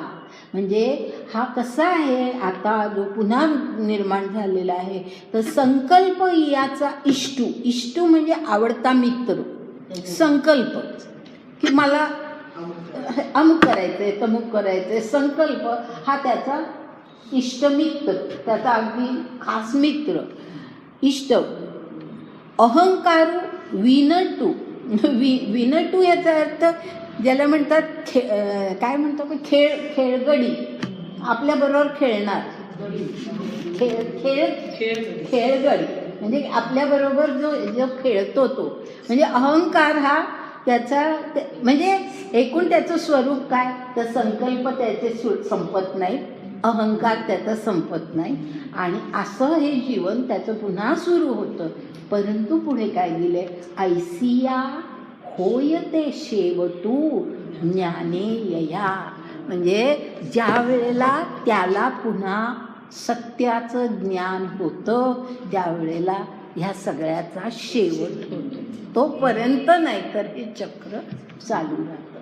म्हणजे अज्ञानातून ज्ञानाकडे ज्या वेळेला तो जातो, सत्याच्या ज्ञानाकडे ज्या वेळेला जातो त्यावेळेला तो अशा प्रकारे हे होतो. म्हणजे ह्या सगळ्याचा म्हणजे ह्या युगानुयुग त्याची जी वाटचाल चाललेली आहे त्या सगळ्याचा शेवट होतो. आणि इथे शेवटची जी ओवी आहे ती थोडीशी स्पष्ट करते. आता असो हे बहुबोली, म्हणजे आता मी खूप सांगितलं तुला, ऐसे विश्व माया व्याली. माया म्हणजे प्रकृती विश्वाला जन्माला घालते. तेथ जांघू झाली माझी सत्ता, म्हणजे ती सगळ्या जगाला जन्माला घालते. पण कशामुळे? तर सत्ता ईश्वराची. कारण त्यांनी सांगितलं ना, बीज ते आणि हे क्षेत्र आहे. म्हणजे अजूनही आपण ते क्षेत्रज्ञ यामध्येच आहोत, हे लक्षात घ्या. तर त्या सत्तेचा आधार त्याला मिळतो. जांघू झाली याचा अर्थ आधार मिळणं, सत्तेचा आधार मिळणं.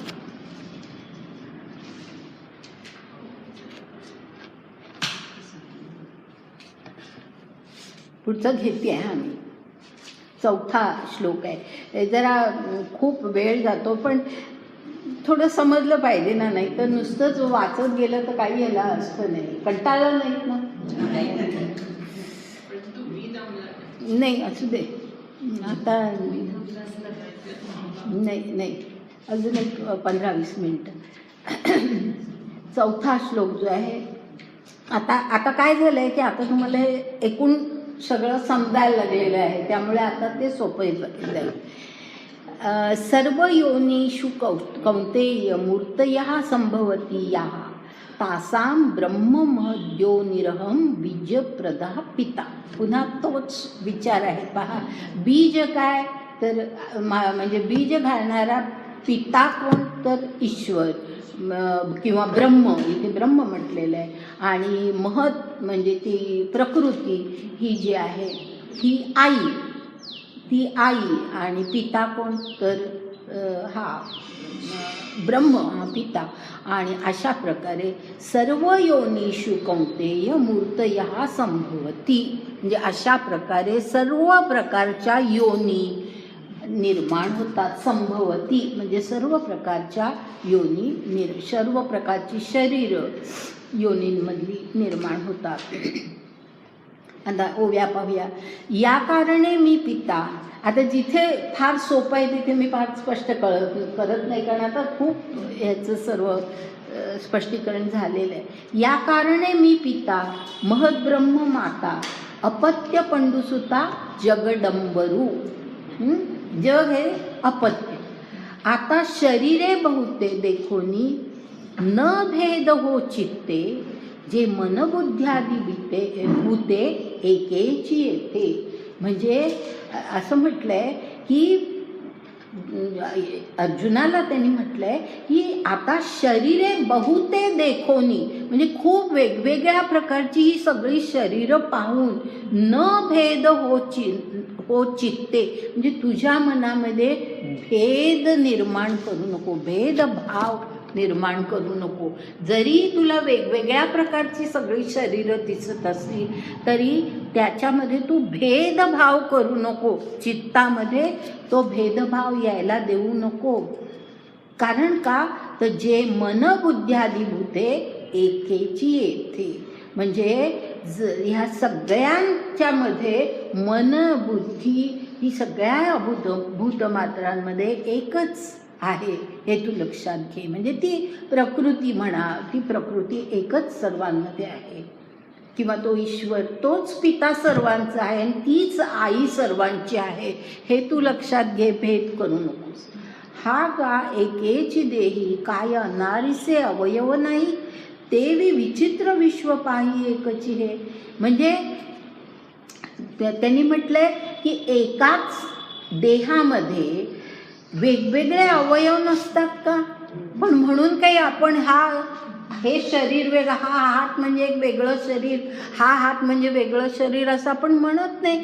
सगळ्या अवयवांचा मिळून एकच शरीर जसं बनतं त्याचप्रमाणे विचित्र विश्व पाही एकची. हे विचित्र ह्याचा अर्थ इथे विविध असा आहे. विविधतापूर्ण असं हे सगळं जे विश्व आहे ते एकच आहे हे तू लक्षात घे. ते त्याच्यामध्ये भेद तू करू नको.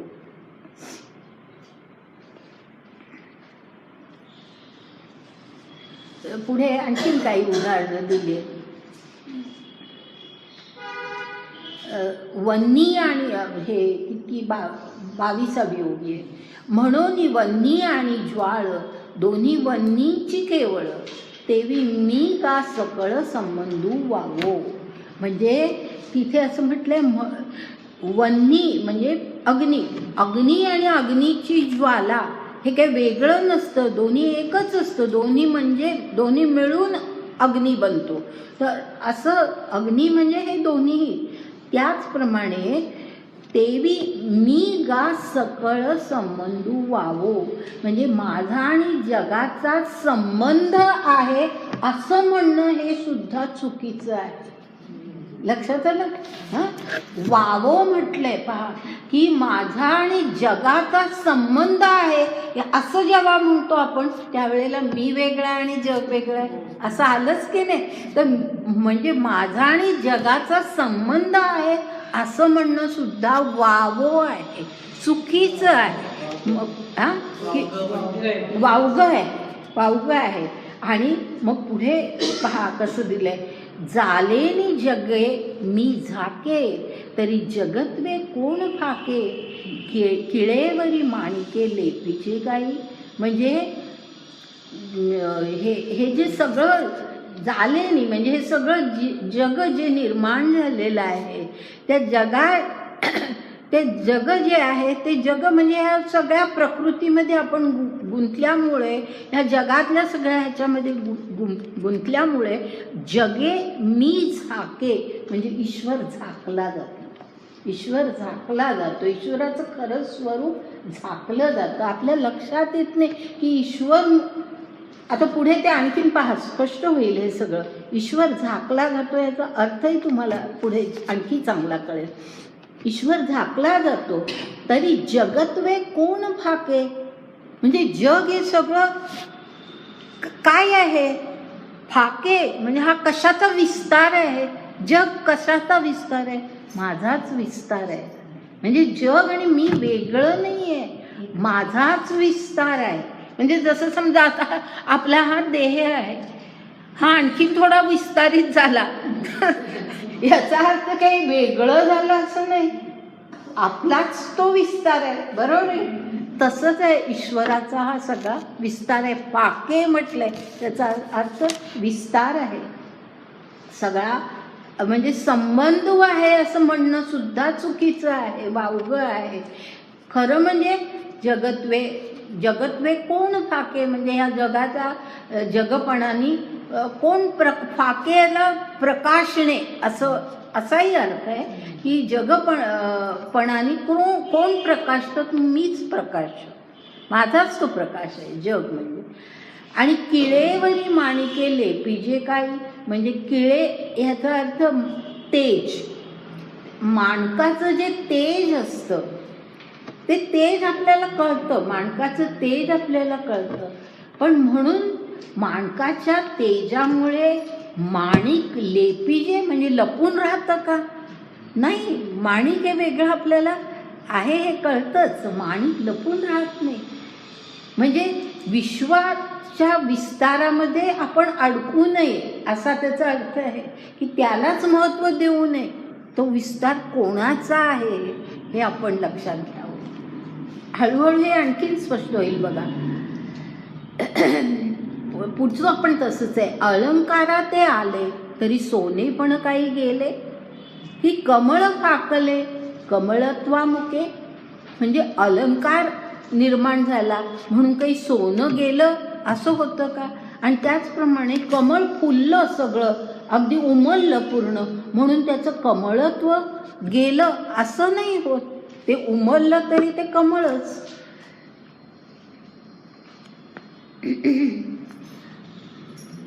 पुढे एक ओवी सोडून 26वी ओवी आहे की आणि छान आहे ओवी ही, की विरुढले या गोंधळा कणिसाचा निर्वाळा वेचला की आगळा दिसत असे. म्हणजे इथे काय म्हटलंय, विरुढले या ह्याचा अर्थ असा की आपण जोंधळ्याचा एक दाणा पेरतो, जोंधळ्याचा एक दाणा आपण पेरतो, पण एक दाणा पेरला की अनेक कणस निर्माण होतात आणि प्रत्येक कणसामध्ये अनेक दाणे निर्माण होतात. पुढे काय म्हटलंय, वेचला की आगळा दिसत असे. म्हणजे जर समजा आपण ते सगळे जोंधळ्याचे दाणे काढले आणि त्याच्यात पहिला दाणा कुठे आपण पेरलेला म्हणून जर शोधायला गेलो तर तो पहिला दाणा दिसणार आहे का आपल्याला वेगळा? नाही. काय सुंदर उपमा आहे पहा, की जोंधळ्याच्या तो मूळ दाणा जो आहे पेरलेला त्याच्यातून एवढे दाणे निर्माण झाले. आता त्या दाण्यांमध्ये पहिला दाणा आपल्याला दिसत नाही, पण तो दाणा आहेच. त्याच्याशिवाय हे दाणे आलेत का? त्याच्याशिवाय हे दाणे येणंच शक्य नाही. म्हणजे तो वेगळा आपल्याला काढता येत नाही. म्हणून फार ह्या दोन ओव्याना अतिशय महत्त्वाचे IMP अगदी, की जोंधळ्याचा दाणा पेरला आणि मग खूप दाणे आले तर त्याच्यामध्ये मूळ पेरलेला दाणा आपल्याला जसा दिसत नाही त्याचप्रमाणे इथे पुढे काय म्हटलंय, म्हणून जग परवते सारुनी पाहिजे माते तैसा नव्हे उखिते आघवे मीची. आलं लक्षात, की जग परवते सारुनी म्हणजे आपण जसं जोंधळ्याचे दाणे आपण समजा निवडत बसलो आणि पहिला दाणा कुठे म्हणून जर आपण काढायला लागलो, म्हणजे हे सगळे सरकवले इकडे, ते परवते केले हां आणि मूळ दाणा शोधायला लागलो. तसंच जग जर सगळं आपण परवते केलं, की म्हणतोय नाही ईश्वराने जग निर्माण केलं पण आपल्याला ईश्वर बघायचं आहे, म्हणून जग जर आपण परवतं केलं त्या दाण्यांसारखं बाजूला सारलं हां, तर बघा कसं म्हटले, म्हणून जग परवते सारुनी पाहिजे माते, मला मी दिसेन अशी जर कल्पना केली की हे सगळं जग जर आपण बाजूला सारलं तर आपल्याला ईश्वर दिसेल. म्हणजेच पहा या ठिकाणी फार महत्त्वाची कल्पना कशी आहे, की जे लोक म्हणजे संन्यासाची जी कल्पना आहे हां, की जगाचा तुम्ही सगळा विसर पाडलात तरच तुम्ही ज्ञानमार्गाने ईश्वरापर्यंत पोचू शकता, असा जो विचार त्या मांडलेला आहे ह्याच्यामध्ये वेदांतामध्ये, वेदांताच्या एका शंकराचार्यांच्या ह्याच्यामध्ये.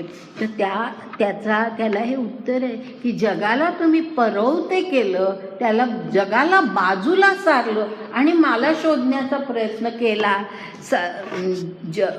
जग परवते सारुनी पाहिजे माते तैसा नव्हे उखिते आघवे मीची. म्हणजे मी तुम्हाला तसा दिसणारच नाही, जगाला बाजूला सारून तुम्ही मला पाहण्याचा प्रयत्न केला तर मी तुम्हाला दिसणारच नाही, कारण आघव जग म्हणजे मीच आहे. ते सगळं जग म्हणजे मीच आहे, त्या विश्वातल्या प्रत्येकामध्ये मीच आहे, ते माझंच रूप आहे. काय अत्यंत सुंदर या दोन ओव्या आहेत, अत्यंत सुंदर आहेत, की जोंधळ्याचं आधी उदाहरण दिलंय आणि त्यानंतर ईश्वर आणि आपण याचा म्हणजे ईश्वराला हे जे आहे की जगाचा विसर पडला तरच ईश्वराप्रत आपण पोचू शकतो असं नाही आहे. आपण जगातल्या प्रत्येक गोष्टीमध्ये आपण ईश्वराला पाहायला ज्या वेळेला लागतो तेव्हाच आपण ईश्वराप्रत पोचतो. मग ते काहीही असू दे, अगदी कुठलाही एखादा माणूस, अगदी रंक असू दे, एखादा राजा असू दे, एखादं सुंदर फूल असू दे, एखादं सुकलेलं फूल असू दे, एखादा वृक्ष असू दे, त्या वृक्षावरचं काही दुसरं काही फुलं असू देत, फुलपाखरू असू दे, काहीही असू दे, त्या सगळ्यामध्ये आपल्याला ज्यावेळेला ईश्वर दिसतो तेव्हाच आपण ईश्वरापर्यंत पोचतो. जगाला बाजूला सारून आपण ईश्वरापर्यंत पोचू शकत नाही. किती अत्यंत सुंदर विचार असलेल्या या 2 ओव्या आहेत. अगदी कधीही विसरू नका, अगदी कायम लक्षात ठेवाव्यात अशा या ओव्या आहेत.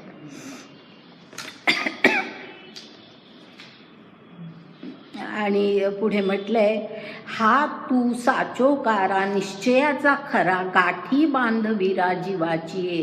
की अर्जुनाला म्हटलंय, हा जो मी तुला सांगितलंय की जग म्हणजे सगळं मीच आहे, हा जो विचार मी तुला सांगितला आहे तो तू जीवाच्या गाठीला बांध, असं म्हटलंय. गाठी बांध वीरा, वीरा म्हणजे अर्जुनाला म्हटलंय गाठी बांध वीरा जीवाची आहे, तुझ्या जीवाच्या गाठीला बांधून ठेव. तू कधी याचा विसर पडायला देऊ नको की सगळं जग म्हणजे मीच आहे. आता मी या मज दावीला शरीरी वेगळाला. एवढ्या ओव्या पूर्ण करू आणि मग थांबू.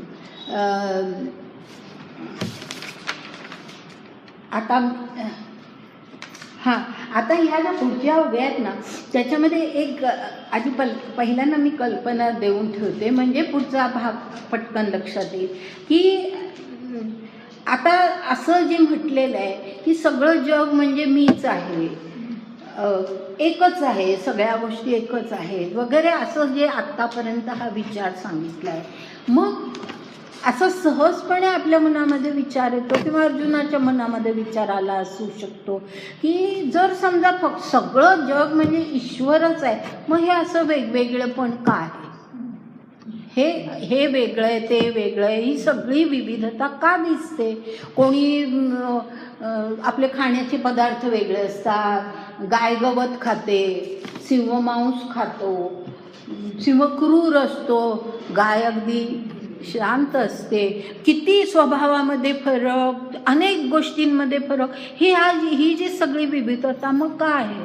जर एकच ईश्वर सर्वांमध्ये आहे तर मग अशी ही विविधता का आहे? हे असा विचार येणं शक्य असतो. आणि म्हणून आता त्याच्याबद्दल त्यांनी भगवंतांनी सांगितले, आता मी या मज दावीला शरीरी वेगळाला गुणी मीची बांधीला ऐसा आवडे. म्हणजे अर्जुनाला त्यांनी म्हटलेलं आहे की मी एकच आहे, ह्या सर्वांमध्ये मी एकच आहे, परंतु ह्या निरनिराळ्या शरीरांमध्ये जे गुण आहेत त्या प्रत्येक शरीरामध्ये वेगवेगळे गुण आहेत. सिंहाचे गुण वेगळे, गाईचे गुण वेगळे, बरोबर आहे, आपल्या प्रत्येकाचे गुण वेगळे. तर अशा ह्या गुणांनी युक्त असलेल्या शरीरामध्ये मी बांधला गेलेलो आहे. गुणी मीची बांधला, गुणी मीची बांधला म्हणजे ही विविधता का आहे? तर ह्या निरनिराळ्या शरीरांमधले गुण वेगळे आहेत आणि त्या गुणांनी मी बांधला गेलेलो आहे. मी त्या सगळ्या शरीरांमध्ये आहे पण त्या गुणांनी मी बांधला गेलेलो आहे. ऐसा आवडे म्हणजे असं तू हे लक्षात घे. म्हणजे शरीराशी माझा संग झाल्यामुळे मी आणि शरीरातल्या गुणांनी मी बांधला गेल्यामुळे मग हे अशी विविधता निर्माण होते.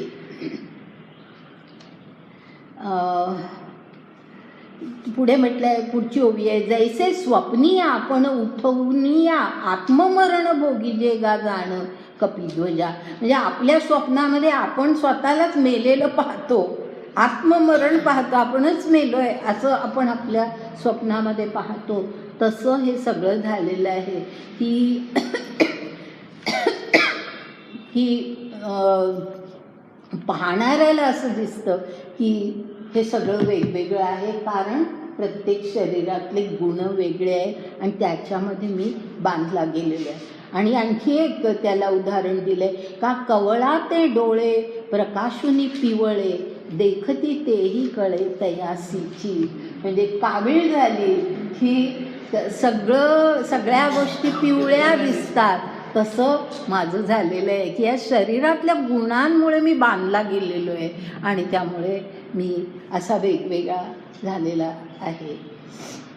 आता मधल्या एक दोन ओव्या सोडून पुढची 34वी ओवी.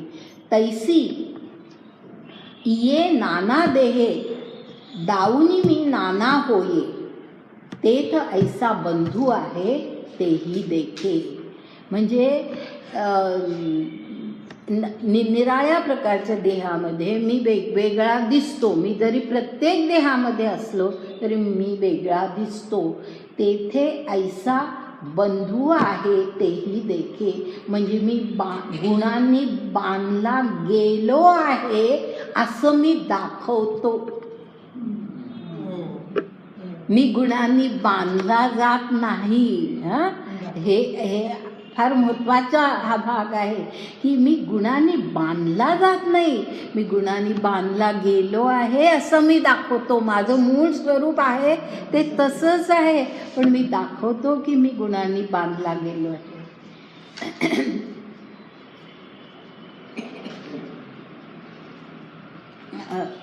तेथे ऐसा बंधू आहे तेही देखे. म्हणजे असं तू लक्षात घे की मी बांधला आहे असं दाखवतो.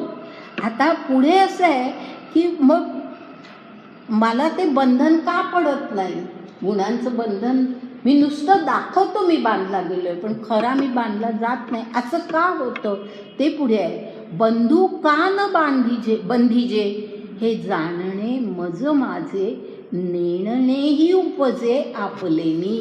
म्हणजे बंधू का मला म्हणजे हे गुणांचे बंध मला बांधू का शकत नाही ह्याचं मुख्य कारण म्हणजे मला माझ्या स्वरूपाचं पूर्ण यथार्थ ज्ञान आहे, म्हणून मी गुणांनी बांधला जाऊ शकत नाही.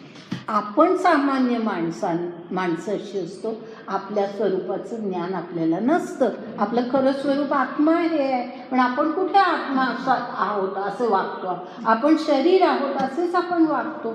म्हणजे आपण गुणांनी बांधले जातो, पण आपल्या शरीरामध्ये जो ईश्वर आहे तो गुणांनी का बांधला जात नाही ह्याचं कारण असं की त्याला त्याच्या स्वरूपाचं यथार्थ ज्ञान आहे.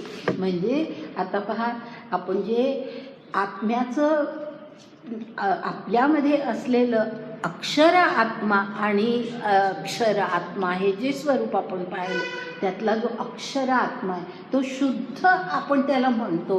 ह्याचं कारण असं की त्याला स्वरूपाचं पूर्ण ज्ञान जसं परमेश्वराला आहे तसं आपल्या अक्षर आत्म्याला स्वरूपाचं पूर्ण ज्ञान असतं. आणि म्हणून आपली जी प्रगती व्हायची, आपला जो उद्धार व्हायचा तो क्षर आत्म्यापासून अक्षर आत्म्यापर्यंत प्रथम आपण पोचलो पाहिजे. अक्षर ब्रह्मापर्यंत आपण प्रथम पोचलो पाहिजे, कारण त्याचं हे स्वरूप आहे की त्याला पूर्ण ज्ञान आहे, यथार्थ ज्ञान आहे आपल्या खऱ्या स्वरूपाचं.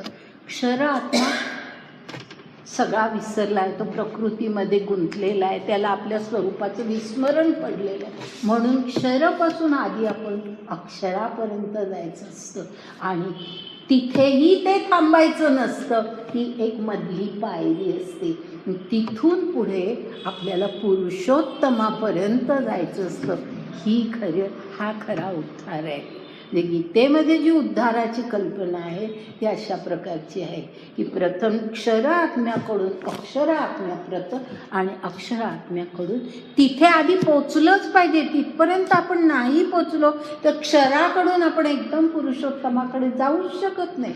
कारण अक्षराचं हे जे सगळं स्वरूप आहे की त्याला स्वरूपाचं यथार्थ ज्ञान आहे, तो प्रकृतीपासून अलिप्त आहे, तो शांत असतो, सगळे व्यवहार प्रकृती करते पण तरीसुद्धा तो शांत असतो. हे जे त्याचं सगळं स्वरूप आहे आणि तो सर्वगत असतो, तो व्यक्तिगत नसतो. आठवत असेल ना तुम्हाला सगळं हे? तर हे जे त्याचं सगळं स्वरूप आहे तिथपर्यंत आधी पोचायचं ती पायरी आपण ज्या वेळेला गाठतो त्याच वेळेला आपण वरच्या आणखीन पायरीवरती जाऊ शकतो आणि ती पुढची पायरी म्हणजे पुरुषोत्तमाची. ते आपल्याला नंतर आणखीन ते स्पष्ट होणार आहे.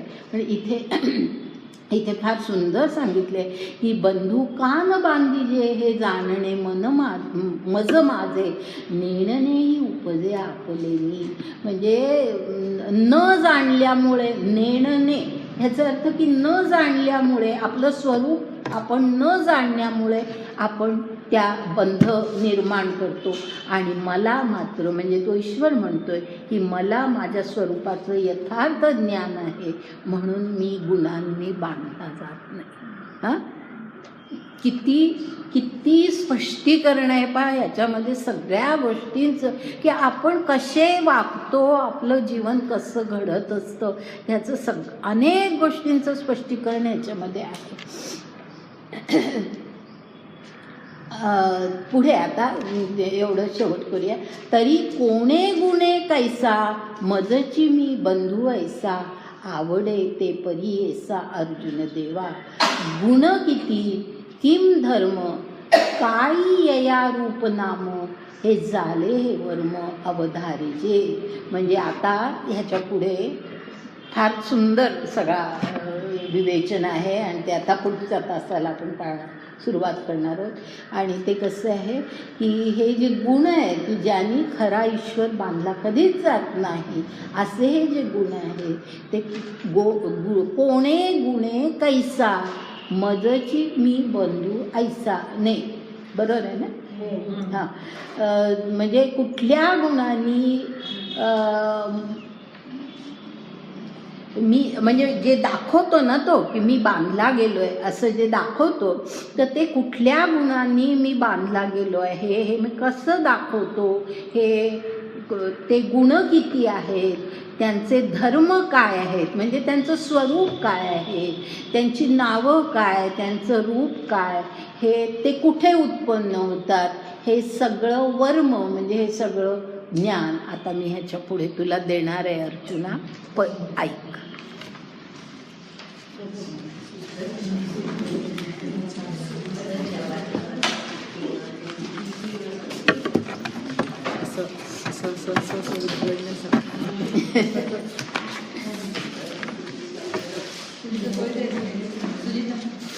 हा सगळा भाग असा आहे ना नुसता आपण वाचला तर काही नाही उलगडलं नाही.